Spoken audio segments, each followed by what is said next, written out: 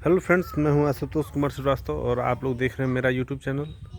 Friends, मैं ऐसे 10 कारण बता सकता हूं कि आप विकास कंपनी की मिनी कंबाइन, ऐसे 10 कारण मैं बता दूंगा जिससे आपको ये पता चलेगा कि विकास कंपनी की मिनी कंबाइन नहीं लेनी चाहिए। अब 10 कारण में ये मशीन की पहली सबसे बड़ी समस्या ये थी कटाई। तो ये आगे का आपका ये कटर बार करता है, लेकिन इसका फीडर बार बार चोक हो जाता है। धान के समय में तो और ज़्यादा परेशान करता है। ये फीडर चोक हो जाता है और आप परेशान होते रहते हैं। अब परेशान होने का भी लेवल क्या कि काफ़ी ज़्यादा आप परेशान होते हैं। यह कटिंग करता है, इसके नीचे ये जो प्लेट्स हैं और ये गैपिंग देख रहे होंगे आप, ये गैपिंग की वजह से क्या है, कम गैपिंग की वजह से बार बार आपका जो मशीन है वो चोक हो जाता है, ये नाचना बंद कर देता है। ये रील है जैसे छुई मुई, अगर कहीं टच हुआ तो बेंड हो जाता है। इसके अंदर और बहुत बड़ी कमी है इसका सिंगल फाइन बेल्ट होना। अब ये सिंगल फाइन बेल्ट से बराबर मिस करता है, और मिस करने का मतलब कि ये आगे का लोड नहीं ले पाता है। तो थोड़ा भी ज़्यादा आगे लोड होता है तो यह मशीन कटाई के लिए फेल हो जाता है। अभी मैंने 2 कारण बताए जो कि इसके कटर बार में है।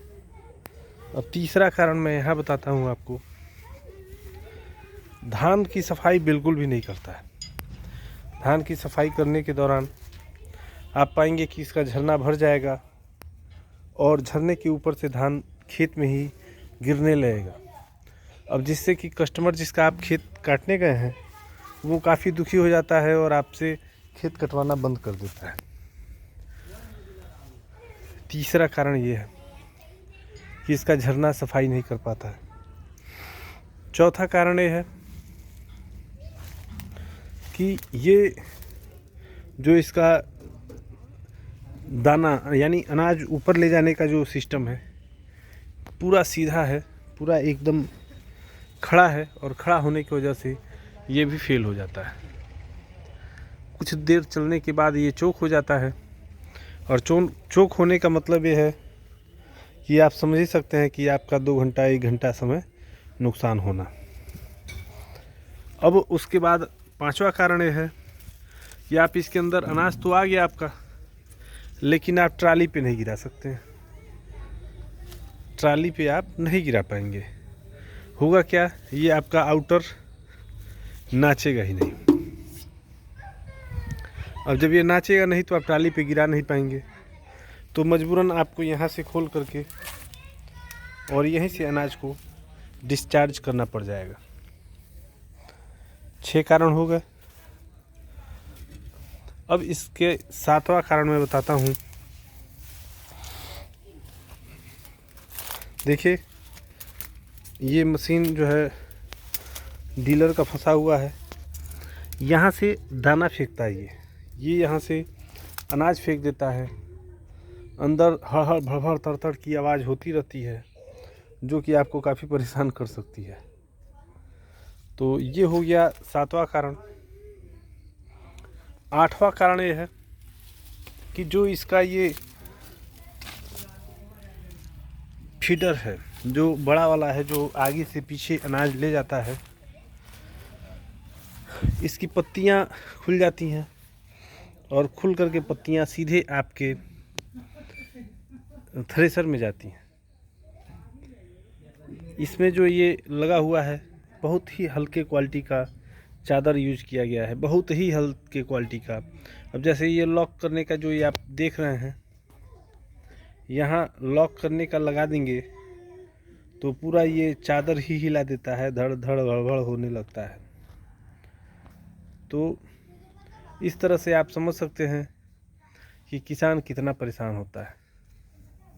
इसके साथ साथ अगला कारण ये है कि अनाज तोड़ता है। अनाज इसको जो भी इस डब्बे में जाता है वो अनाज टूट जाता है लगभग 50%, नहीं 50% तो 25% तो टूटता ही टूटता है। अभी जैसे एक सबसे बड़ी समस्या नौवीं ये है कि 2 फाइन बेल्टों पे पूरा लोड देना थ्रेसर का, जो कि बिल्कुल भी गलत है और बिल्कुल भी सक्सेसफुल नहीं है। ये फाइन बेल्ट आप देख सकते हैं इसकी स्थिति ऐसी क्यों हुई है, जबकि ये पूरा मशीन मुश्किल से 1 बीघा खेत भी नहीं कटाई किया होगा, 1 बीघा खेत नहीं काटा होगा, और उसके बावजूद इस मशीन की दशा ये है, दुर्गति ये है। और विकास कंपनी से बात करने पे उन्होंने सीधा कह दिया कि वारंटी डीलर की जिम्मेदारी है। अब बताइए, बनाइए आप, कूड़ा कचरा दे दीजिए आप डीलर को, डीलर कस्टमर मोटिवेट करे, मोटिवेट करने के बाद उसको मशीन दे, मशीन काम न करे। अब मशीन जब काम नहीं करती है तो डीलर परेशान होता है, डीलर के ऊपर तमाम दबाव बनता है, और ये सारे दबाव बनते हैं विकास मशीन की वजह से।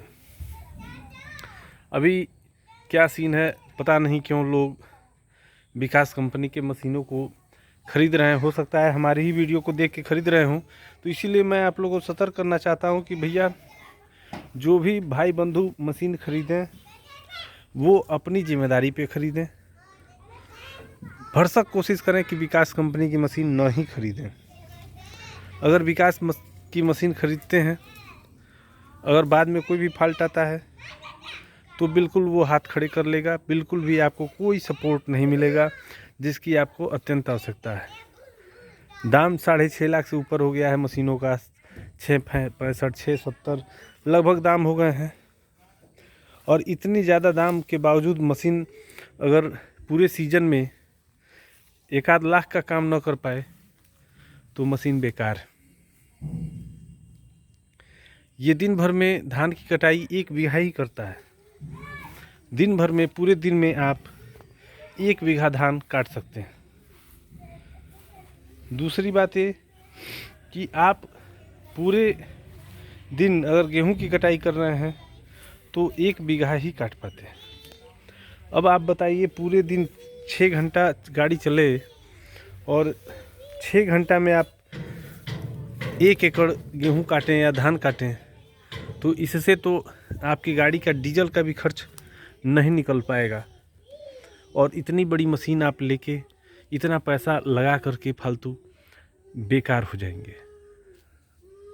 तो सभी किसान बंधुओं से मेरा नम्र निवेदन है कि भरसक मिनी कंबाइन खरीदें, अन्य कंपनियों की खरीदें जिन कंपनियों का मैं जानकारी नहीं दे पा रहा हूँ, जिनके बारे में नहीं जानता हूँ, उनके बारे में मैं कुछ बताता भी नहीं हूँ।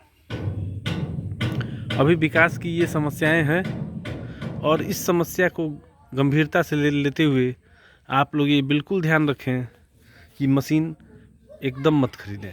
खरीदना है किसी और कंपनी के साथ जाइए, बार्गेनिंग कीजिए। ये एक थ्रेसर जैसा मशीन ही है और उसके अलावा कुछ है नहीं।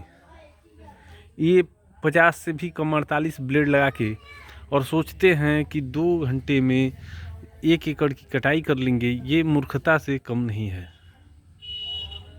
ये 100% मूर्खता वाली बात है, क्योंकि 48 ब्लेड तो भूसा मशीन में भी नहीं होता है। भूसा मशीन भी दिन भर में 2 से 3 एकड़ ही कटाई कर पाती है। तो आप लोग जो है जागरूक बनिए, एक अच्छे किसान बनिए, और ये ध्यान रखें कि सदैव किसी भी डीलर के बहकावे में न आए। अगर कोई गलत जानकारी देता है, कहता है 50 HP में हम आपकी मशीन लगा देंगे, बिल्कुल इग्नोर कीजिए। सोनालिका कंपनी के 3 पिस्टन की कोई भी गाड़ी हो, 50, 55, 60 कोई भी हो, उस पर न लगवाइए। अब जो है जहाँ तक बात रही आगे की, तो देखिए मशीनें कई कंपनियां बना रही हैं, उन सभी का आप फीडबैक लीजिए, कस्टमर रिव्यू लीजिए, और उसके बाद ही मशीन खरीदिए। अन्यथा आप भाई बंधु लोग मिनी कंबाइन हार्वेस्टर न ही खरीदें। और मिनी कंबाइन हार्वेस्टर खरीदने में कम से कम 65 हार्स पावर ट्रैक्टर का इस्तेमाल करें। जैसे अर्जुन 9 है, 655 है, या जॉन डियर है। मैसी में 9500 चलाता है लेकिन क्रॉसिंग कम हो जाता है। अब ऐसे ही कई कंपनियों के ट्रैक्टर हैं जो बढ़िया परफॉर्म करते हैं, लेकिन 65 HP से कम के ट्रैक्टर पे मिनी कंबाइन को बंधवाना एक तरह से मूर्खता से कम नहीं है। बड़ी हार्वेस्टर मशीन 101 हार्स पावर होती है और वो क्रॉसिंग करती है केवल SMS लगने के बाद। उसका भी क्रॉसिंग क्षमता बहुत कम हो जा रहा है। इसलिए फ्रेंड्स, आप लोग भी जागरूक बनिए और ज़रूरत के अनुसार अपना सामान खरीदें और समझदार बने। ओके फ्रेंड्स, जय हिंद, जय भारत, जय किसान।